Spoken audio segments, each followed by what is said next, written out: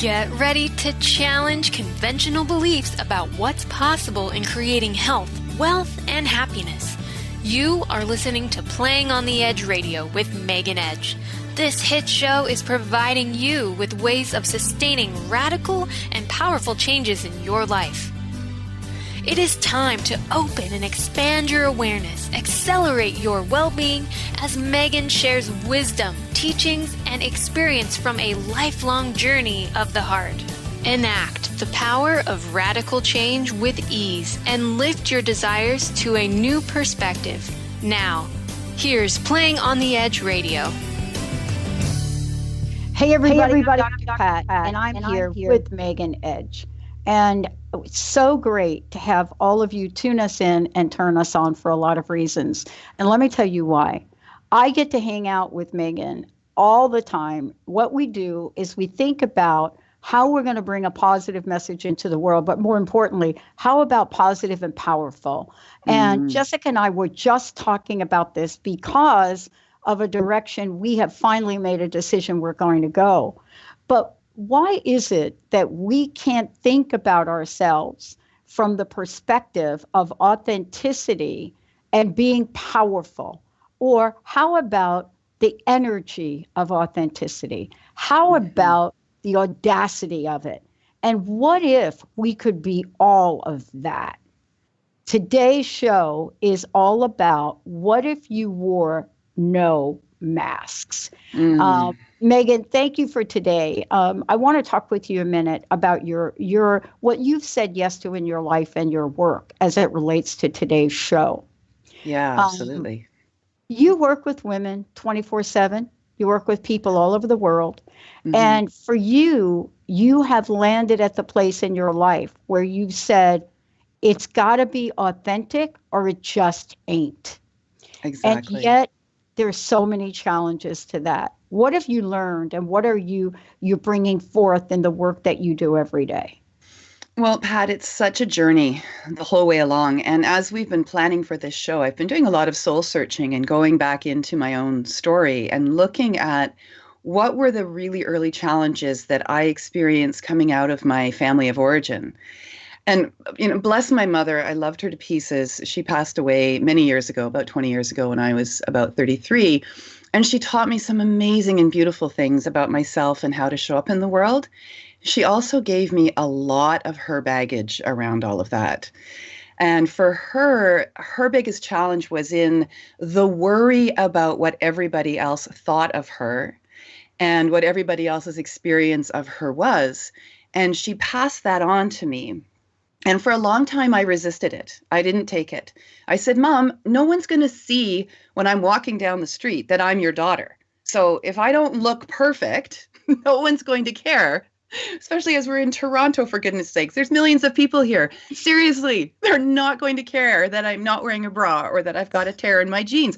But these were the things that mattered to her when I was in my teenage years. And I was very successful at keeping her need for acceptance at bay, not letting it become my own.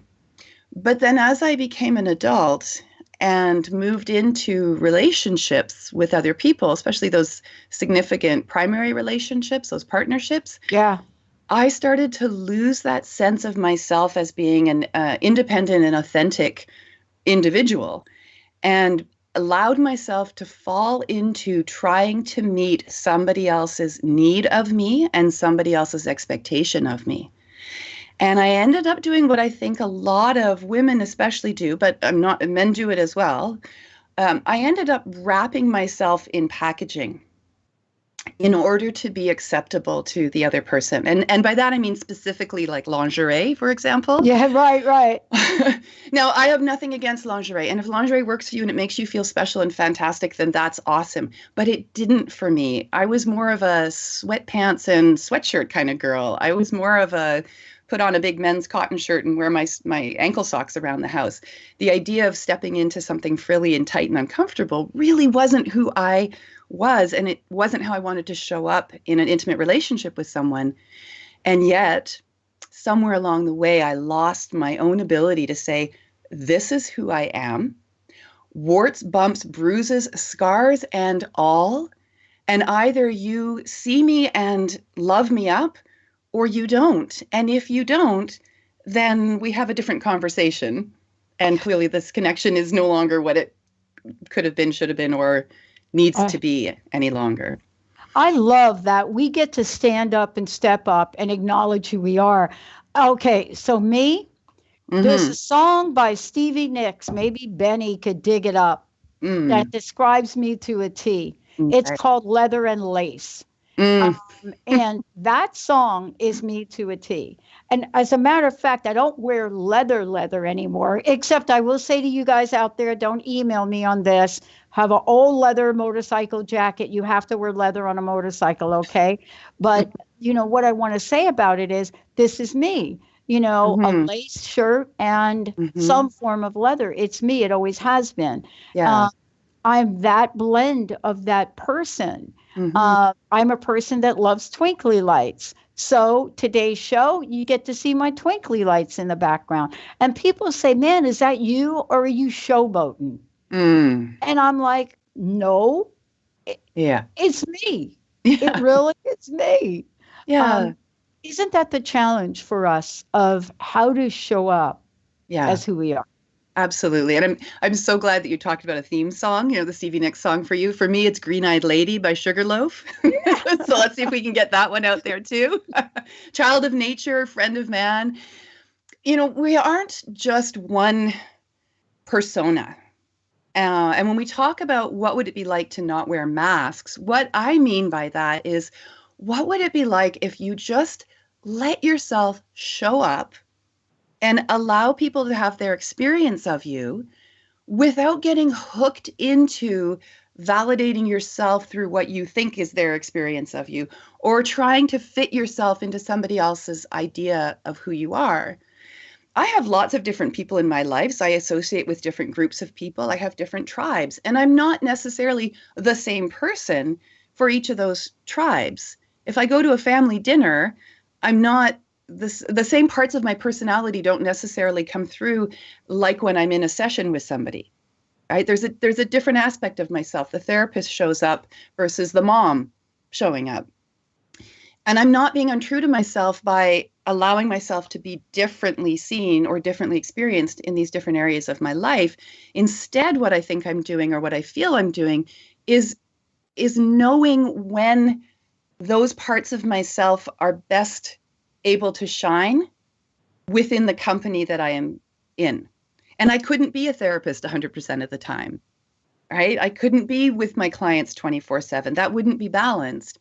But also being a mother, I'm not going to be doing that 24 hours a day. Well, maybe, but you know what I mean? I can step out of that and allow myself to have that experience of me.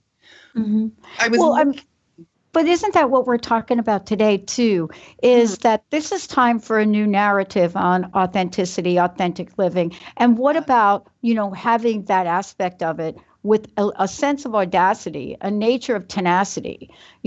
What's wrong with us being that in the world? Somebody was watching my blooper video for the holiday, and I've got a new label now. People are like, girl, you're a hoot. And I thought, I really am. Yeah. Well, and this is what I'm talking about, it being a journey. It's not that we want to try to get ourselves to a place where we know everything about ourselves, because that's not possible. We are constantly evolving and coming up against circumstances and situations that we do not know how we're going to respond to because they haven't happened to us before. So when those kinds of experiences show up that are new for us, if we do have a solid idea of our core sense of who we are, the truth of who we are, it's easier for us to navigate that new circumstance or situation in our true authenticity, rather than having to try to figure out a way of being accepted in whatever that circumstance is.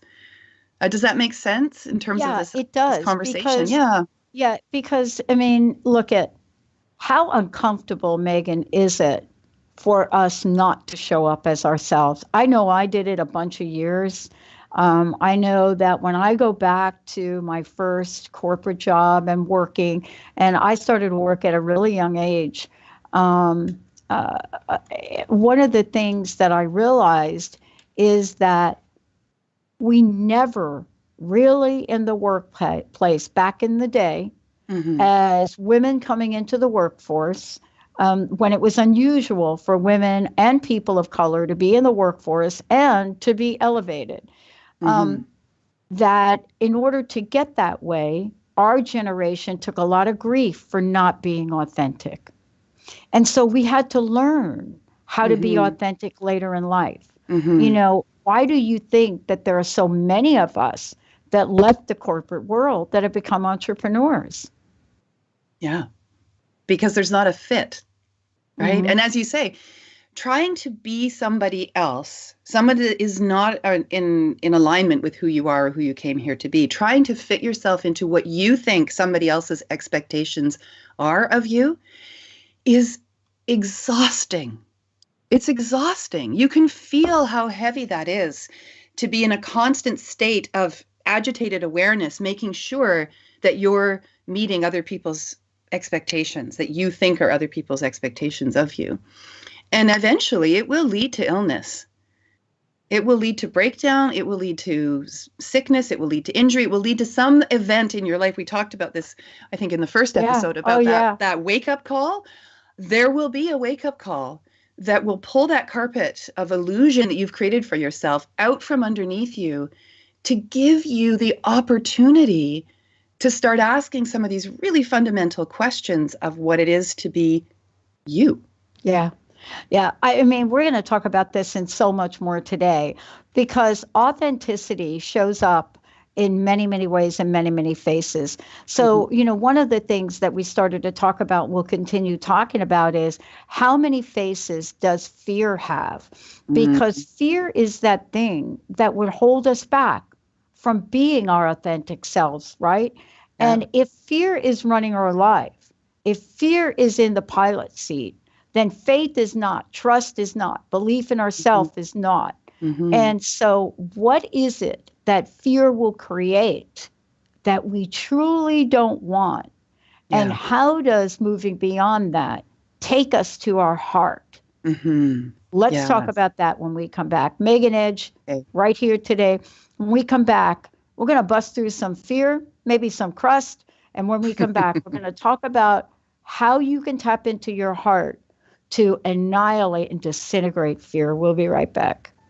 Hello, I'm Megan Edge, and I want to welcome you to Workshop Wisdoms. Awesome. Here I share with you some of the fun and interesting bits of guidance and information that come in during my workshops. I hope you enjoy them. In the confidence of recognizing that when we show up as our authentic self and we allow people to see us and make up their own mind about us, without us being hooked into the outcome of that, then we can be who we came here to be. Powerfully.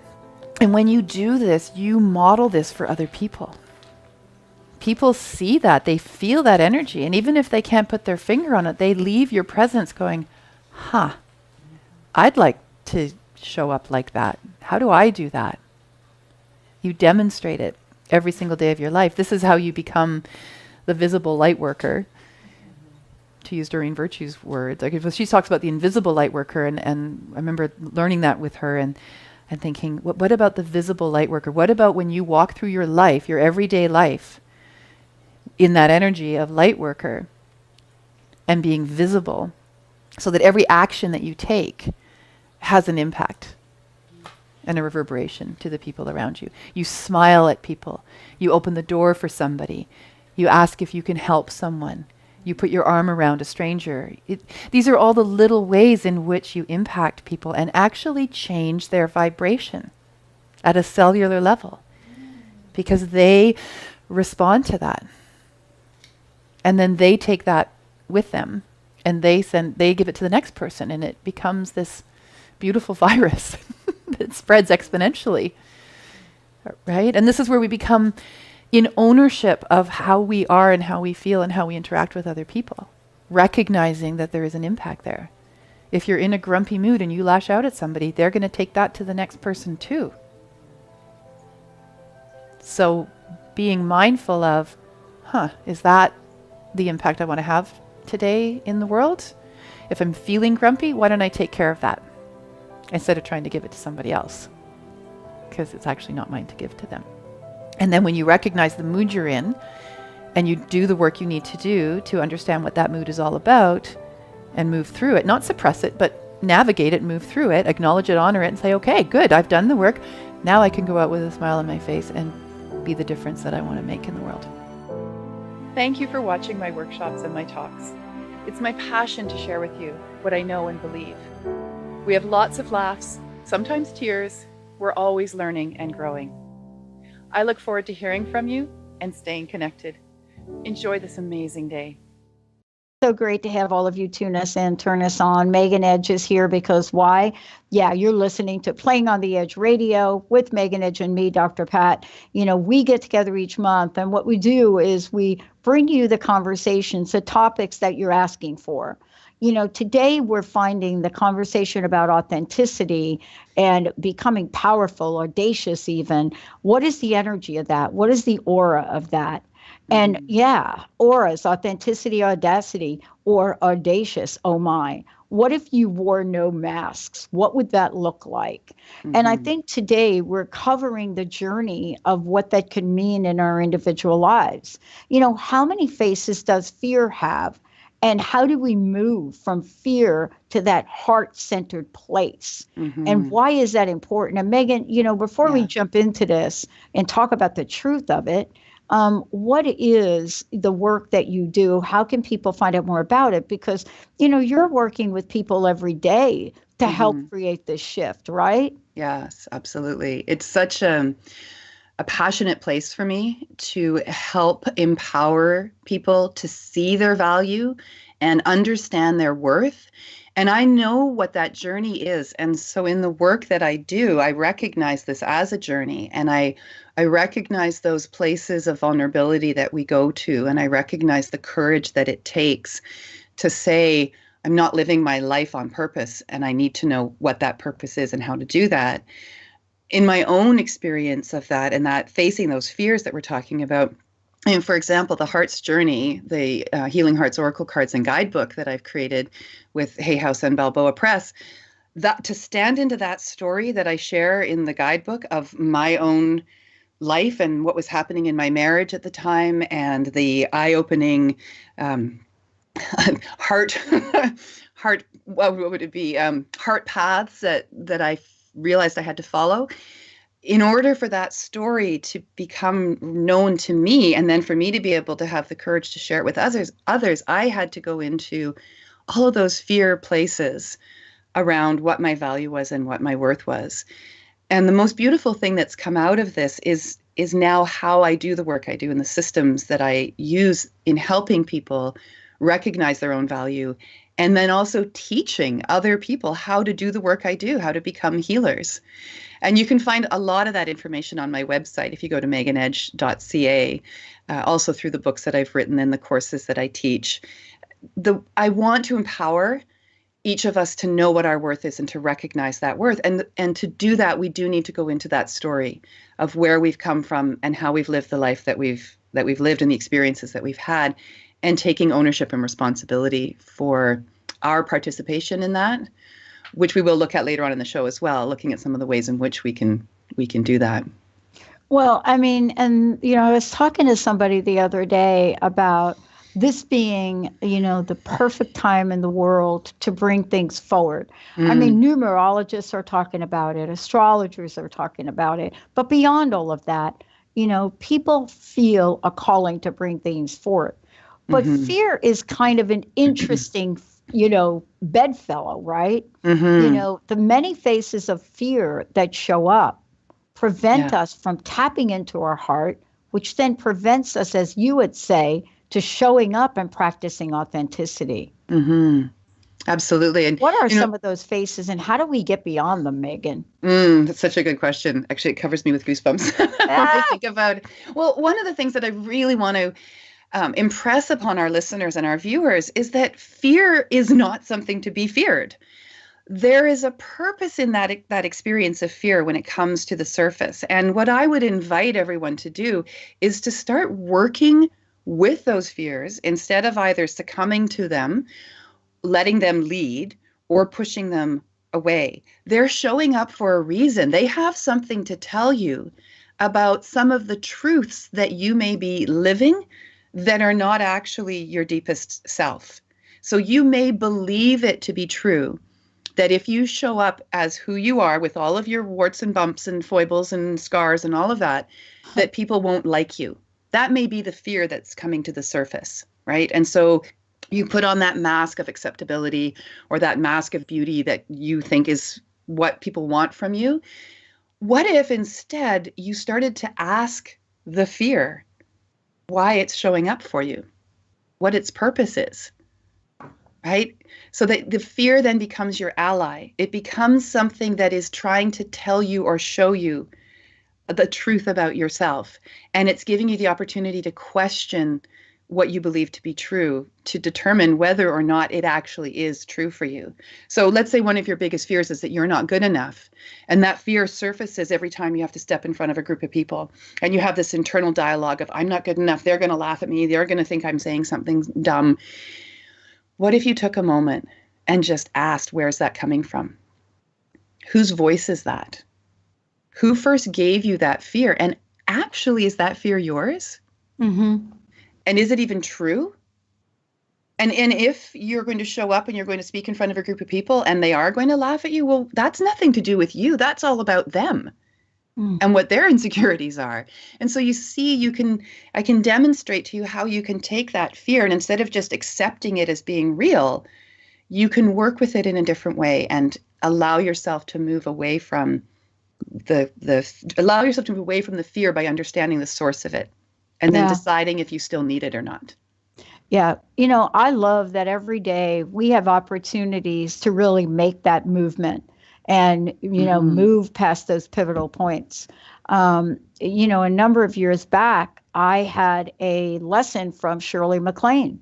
And I was her opening act on an event in Seattle. And I remember getting to the stage and really worrying about logistics and, because that's what I do. I want to make sure, I'm not Shirley MacLaine. I'm like the one that's opening up the thing. So it's not about me. And I remember, how frozen everybody was. That frozen look of fear. Do you know what I mean? Oh, yes. Like you ask somebody a question and they're like looking at you. And I'm like, where's Shirley? And they like look at you like it's just a question. And what I realized is I learned an invaluable lesson that day. I've jumped out of planes. I've skydived. I've been in deep water and I don't know how to swim. That's just stupid, but that's another thing. But speaking in front of thousands of people, I never saw myself doing it. Sometimes we have mentors that can help us along the way. Yeah. What have you learned about moving from that stuckness to this place of our heart that wants to call us forth in truth? The best thing that I have learned is to simply name it and let it be okay. And I have stood in front of groups of people and said, I'm scared right now. I just want to be totally transparent with you. My heart is racing 100 miles an hour. My lips are quivering. I'm so nervous to present to you today. And as soon as I say that, they all go, oh, yeah, I totally know what you're talking about. I totally know what you're feeling. And I've even said in front of a group of people, anybody want to come up and give this workshop instead of me? Because I'd be totally cool with that. Yeah. It breaks the ice and it lets people see that I'm just the same as everybody else. Yeah. The fact I think let's go ahead and skip this break because I want to go ahead and talk about this further. You've learned how to name it. See, that's what I hear you saying you did. Yes. You named it, but you didn't keep it a secret anymore. No. And boy, we want to keep our fear a secret. Well, that's part of the judgment. That's the fear of judgment that we have, or the fear of being ridiculed. And these are very real experiences that people have had. I don't mean to dismiss at all how challenging it is to say, I'm ready to face my fears and I'm ready to stand in my authenticity. In fact, I'm ready to find out what that even is. Because for a lot of our growing up and a lot of our cultural expectations of ourselves, we're not taught to be ourselves. We're not taught that we're okay just as we are. Do you remember that book from the 1970s, I'm Okay, You're Okay? Oh, totally. Free to be you and me. You remember that book? I love that book. I grew up with that book. I embraced so much of what was in that book. And I feel like a lot of those lessons that were in that book became my go-to for when I would feel those fears of judgment or fears of being laughed at or fears of ridicule. One of the things that I tell all my students, especially my healer students, first of all, it's practice, not perfection, right? When you go to do a session for somebody as a practice, it's a practice. This whole life is a practice. We're not here to be perfect. We're here to practice being us, being ourselves. Some people will laugh at you. Big deal. Some people won't laugh at you, right? I know. Some people will love you and some people won't. But we still have to be us. I remember a story of I had a boss that was borderline abusive. Now what do we call them? Bullying bosses or something. Mm-hmm. The latest study came out, said that the statistics of workers that want to literally kill their bosses is so high. Mm-hmm. That really talks to the behavior. And I remember this guy pounding. He's like pounding on the big mahogany conference table, right? Mm. And he's pounding. He's like, you this and you did that and you did that and you're this and you're that. And I just sat there and I said, hey, Phil, you know what? Sticks and stones will break my bones, but names will never harm me. Yeah. And you could hear a pin drop in the room and laughter broke out. Mm-hmm. And that was the only thing I could think of, a childhood poem. Yes. That my mom taught me, because I was always being called some kind of name. Yeah. Somewhere. I mean, and it might sound silly, but that was my heart not lashing back out, because don't we have to learn not to lash out from fear? Mm-hmm. Yeah, we do. And again, it takes practice. I was about a year ago and I was talking with a client and I said something about having a bad day. I said, I'm feeling really grumpy today. And she looked at me and she said, you feel grumpy sometimes? And I said, yes, of course I feel grumpy sometimes. Oh, she said, I'm so happy to hear that. So she put me on this pedestal. Yeah. And when we talk about our truth, and we talk about these fears, if we let the fear be the thing that runs the show, then yes, we will lash out at people. And yes, we will not see where we stop and the other person starts. And we won't be able to see what's theirs and what isn't ours. And so while it is true that names can be very hurtful, it's not the word itself, it's the intention behind it. It's what the other person is trying to do with that name calling. So what I have taught my daughters is that you are not what somebody tells you are just because they say so. Right? So I had somebody say to me one time, you're a monster. And I had to step back for a moment and go, wow, okay, where's that coming from? And is that true? And maybe their experience of my behavior was monstrous, that I was being monstrous. That could be. But even that is their stuff. It's not mine. Yeah. And so just because somebody says you're a monster or somebody says you're selfish or somebody says you're a failure doesn't mean you are, unless you let it be true for you. Yeah. I love this, because now we're talking about what it means to really, first of all, understand we're not being authentic and true to ourselves. There's a little light bulb that goes on inside. We know it, Megan. We know it. We know every moment we open our mouths and we show up at something when we've got a mask on. And I'm not saying that throwing a mask on every once in a while is unhealthy. I'm not saying that, right? No, but there's a level of authenticity that is absolutely perfect. And that's what we're going to talk about now, because why do we think being authentic is imperfection? We do that. Well, it is imperfection. Our authentic selves are this beautiful jumble of everything that we've experienced in our lives, every event that's happened to us, every response we've ever had to any of the external circumstances and people. And none of it's perfect. It is imperfect. It's something that comes to mind is the photographs that are in the Heart's Journey, the oracle cards. These are the pictures that I took in nature. These are imperfect hearts, every single one of them, right? And what I was looking for with these hearts was that imperfection, because I had tried so hard for 23 years in a marriage to be the perfect heart for my husband, and I couldn't be the perfect heart for him. And in that, I lost sense of my own heart. So these heart images that I started to find as I was stepping out of that marriage and trying to understand the path that I was on, they were so perfect in their imperfection. They were there to remind me that everything is an opportunity for me to grow, to recognize, to acknowledge, and to really look at myself from this place of total compassion. Mm-hmm. Because everything we've ever done in our life, we've only ever done it from the place that we were in that moment, right? With what we knew, with what our experiences were, doing our best to figure it all out. Yeah. And we didn't come here to be perfect. We came here to be human. And there's a whole lot to that. There is a whole lot to that. I was thinking about this the other day, and it's the same story. As the people around me were frozen on this day at Benaroyal Hall, where we were getting ready to do this, I started to feel, now I can call it what was going to be my worst nightmare.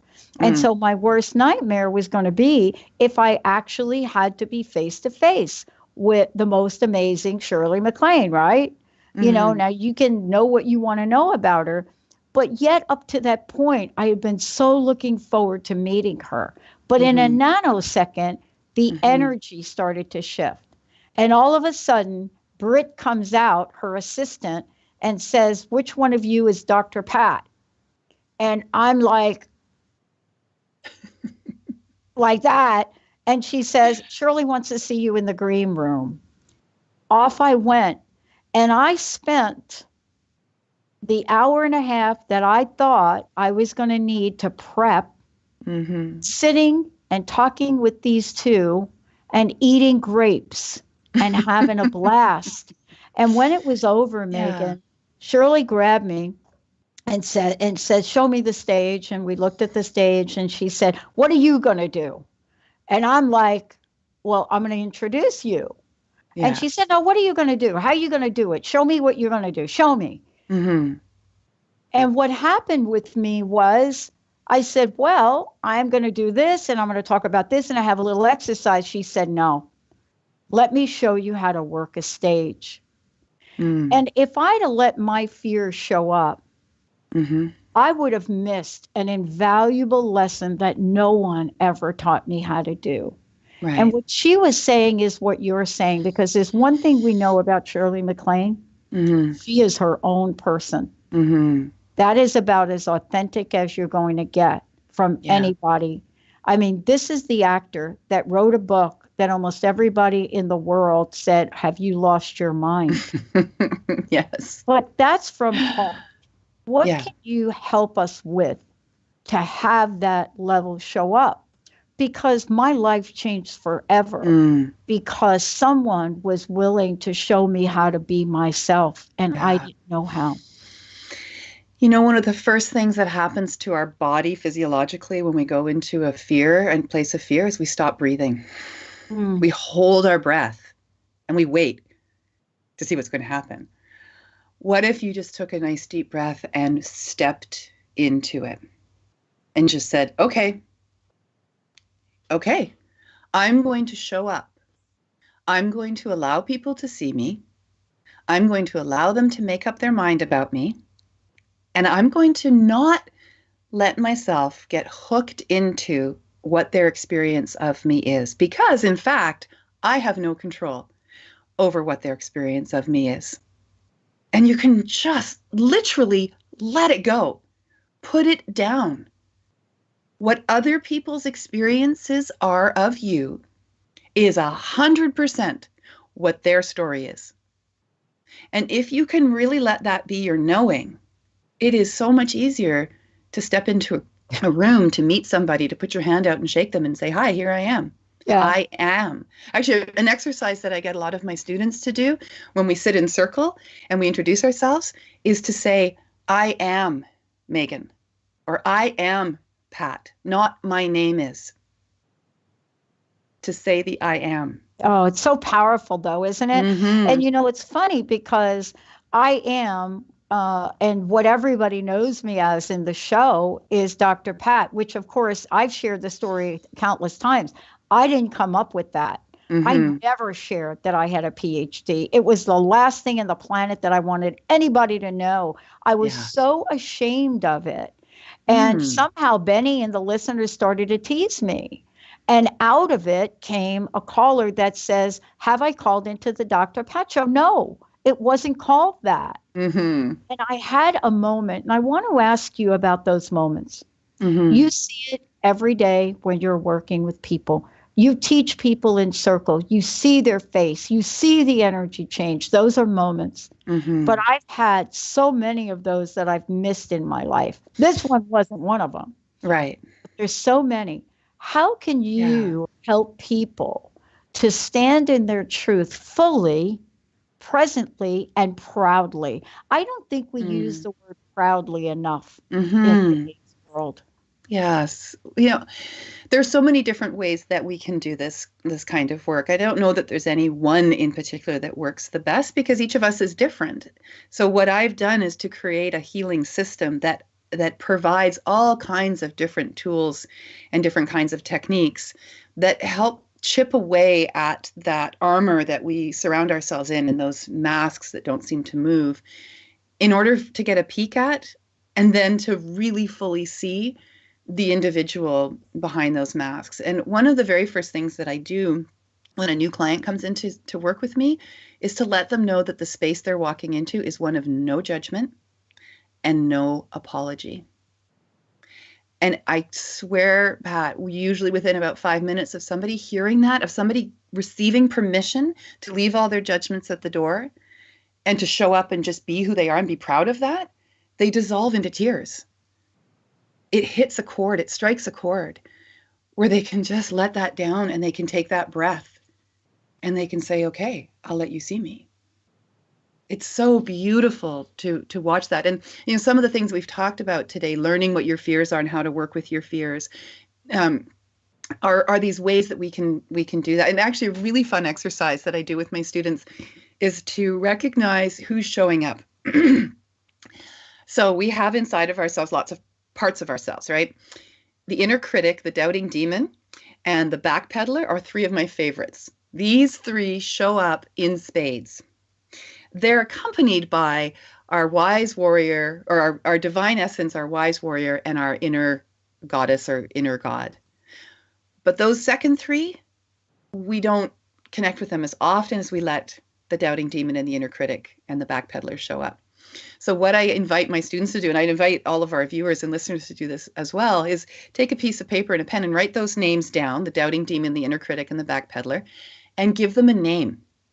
The first name that comes into your mind. Call them George, call them Bob, call them Sally, call them yourself, and start having conversations with them as they show up. Start to recognize when it's a doubting demon moment, when it's an inner critic moment, when it's a backpedaler moment, and sit in conversation with them. Sit in conversation with them. And once you understand who these parts of yourself are, you can then invite them to go play in the sandbox. Because really, it's a very child energy, these three. And then you can invite the other three to come in and be the parts of yourself that you show up with on a regular basis. So that inner warrior, that wise woman or that wise man, that divine goddess or god, that sense of yourself as being present to these aspects of who you are. And again, you're not dismissing the first three.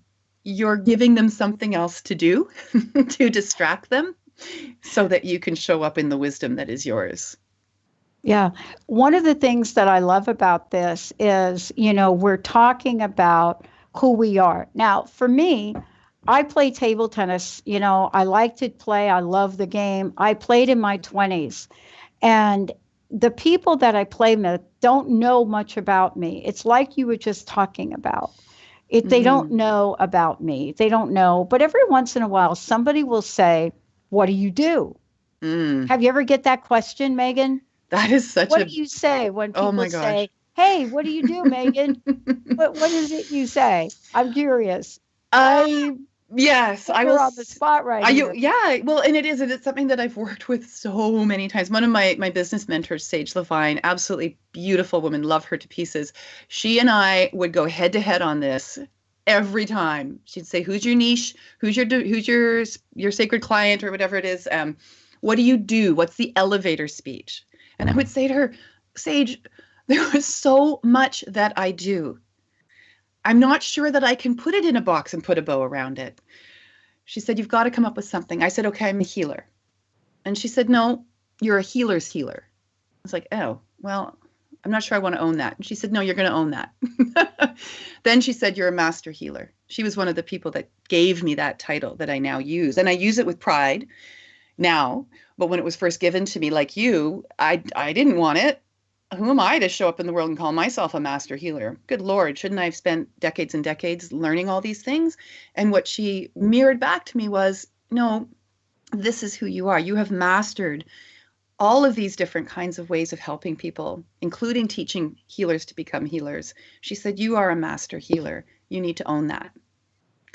So I still say to people, I'm a healer. And where that takes the conversation is either, and they go blank, or really? Well, what does that mean? What do you do with that? There's no one answer. For me, there's no one answer. I don't know. If I said to you, Pat, what do you do? I had to come up with a soundbite. I mean, I had to come up with a soundbite. And because I'm the same as you. I'm the same. And I remember being asked this question in that infamous green room, I guess, or I don't know. I get the question asked a lot to me. And one of the things that I used to say is I used to spend hours, relentlessly trying to explain what I do. And then out of my mouth one day said, I'm passionate about helping other people help themselves. Right. And then I realized, okay, the follow-up questions that's where you get into trouble, right? Because then the question is, oh, well, are you a care worker? And I thought, I help people create a powerful voice in the world.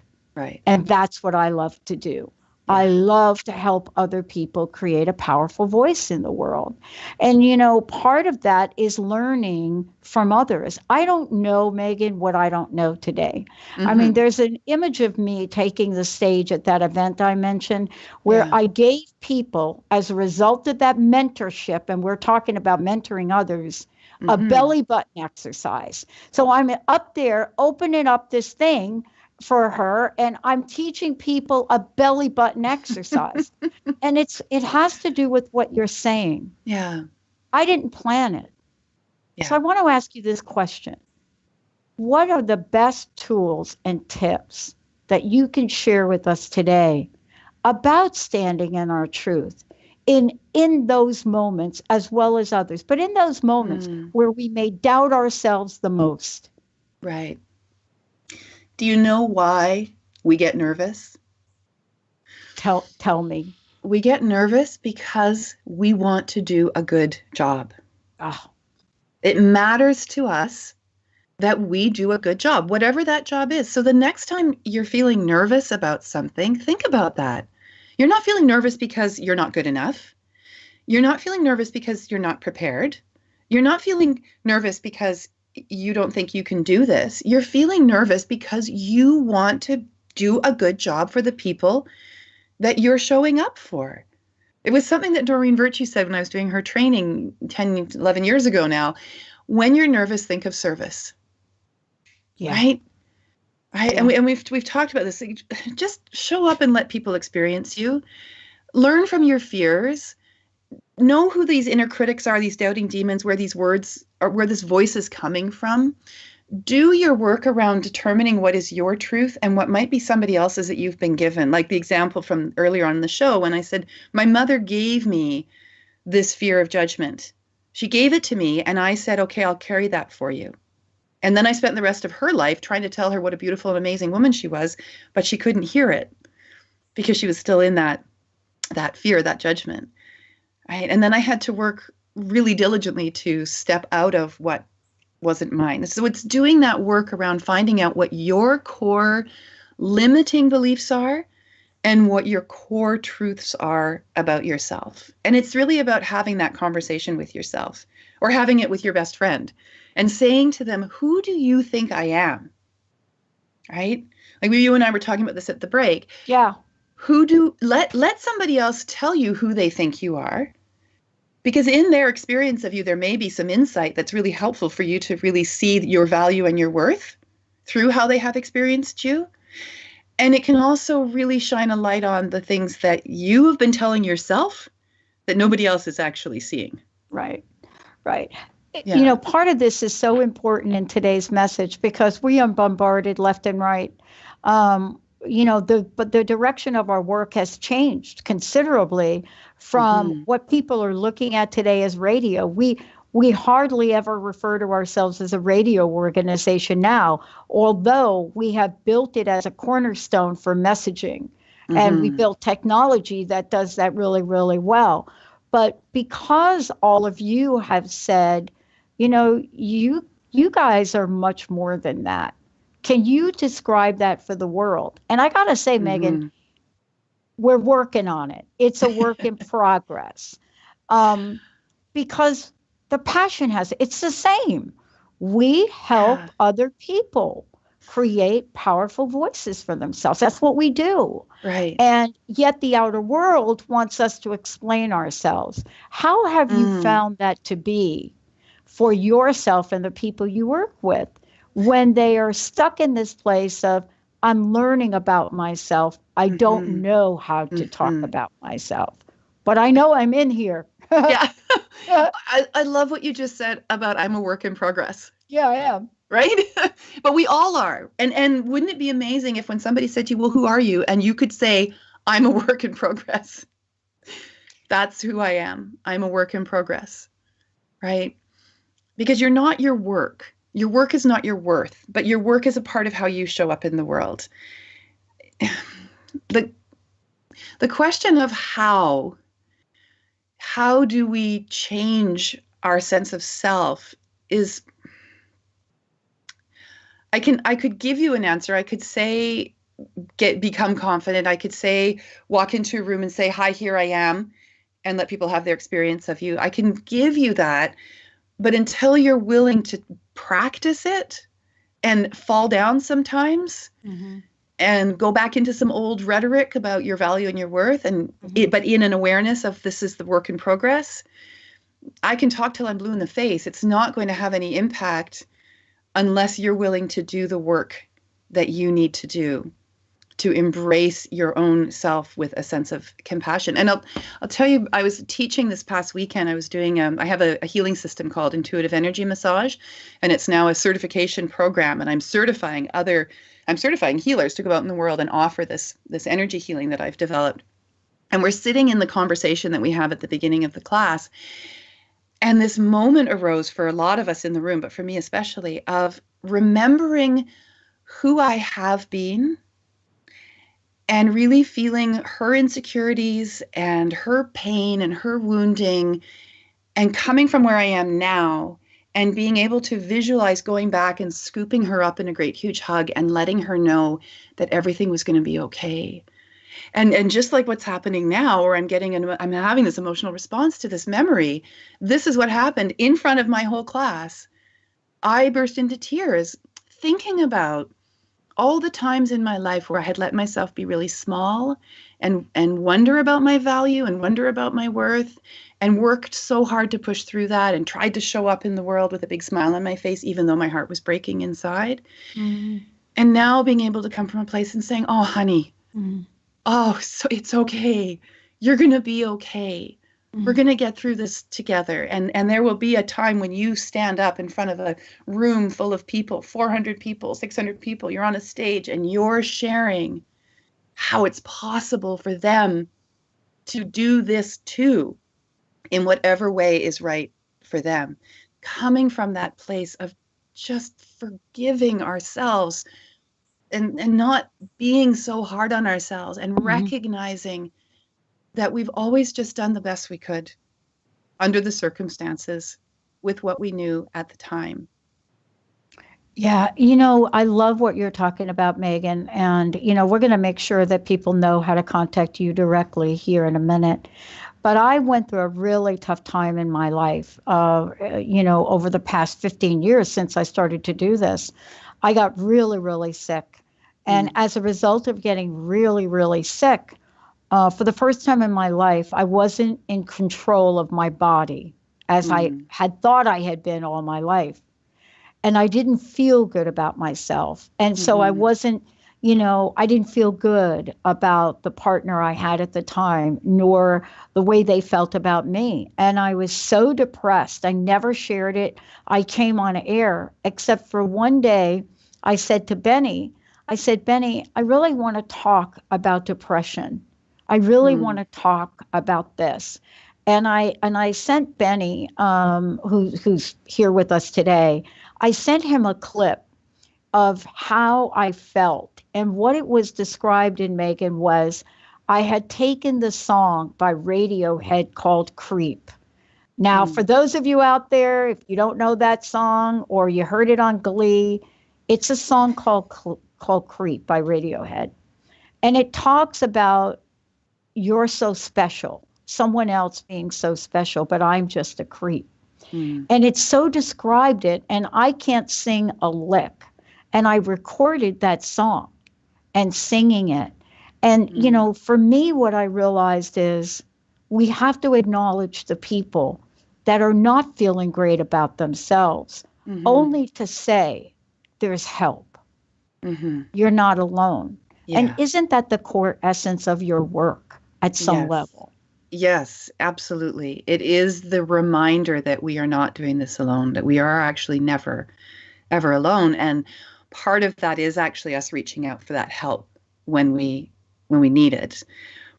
It's letting people know our story so that they can share their story and we can recognize that we're not the only ones going through whatever it is that we're going through. It's allowing ourselves to trust the process and also to trust that there will be somebody who will show up for us when we put the invitation out, who is best suited to remind us of what we've forgotten that is our essence. And I've worked with clients, Pat, who have been at that point of, I'm done. Yeah. I'm out of here. Yeah. I'm only telling you I'm out of here because I'm out of here. Yeah. Well, look. And I've worked with them back to a place of self-worth and self-knowing. And that's what's important about today. How can people call you, contact you, find out more about this? Because we're talking to the mass people about how to get help. How can they do that, Megan? And thank you for today. Oh, thank you, Pat. If somebody feels like I'm a fit for them in the way that I show up in my work and in the world, email me at meganedge.ca. Go to the website, meganedge.ca. That's the best way to find me. We also have a YouTube channel, and I've created tons and tons now of videos of my talks and of what we call workshop wisdoms. I think we had one today on the show maybe, or if not, I'll put a link in for it, talking about what we were talking about today. There's visualizations there. There's all kinds of things that you could start working with to do some of what we've been talking about today, to remember who you are. And then if you want to work with me directly, as I say, contact me through the website, contact me through LinkedIn, find me on Facebook. I'm all over the place. Yeah, I love it. And for those of you out there, Benny, I hope you have the clip that I did of Creep by Radiohead. We'll post that too. Megan, thank you. Personal message. I think we have 10 seconds. What would you like to leave us with? Oh, I just want to remind everybody of how beautiful they are, right down to your very core. And just to always let us see you Don't hide behind the masks. Don't hide behind who you think you're supposed to be. Find out who you are, and then let us see you. And then come back and join us next month, because next month we're going to be talking about the courage to be vulnerable. Yes. Which is such a beautiful way of coming from what we're talking about today into really stepping into that courage and saying, I'm really okay how I am. And we're going to be talking about different ways of doing that. Oh, you know what? I think I'll save that recording for next show. Thank you, Megan. Okay. Thank you so much. Pat. I'm Dr. Pat. Thank you all for tuning us in, turning us on. And remember, just be you. We'll see you next time. Just be you.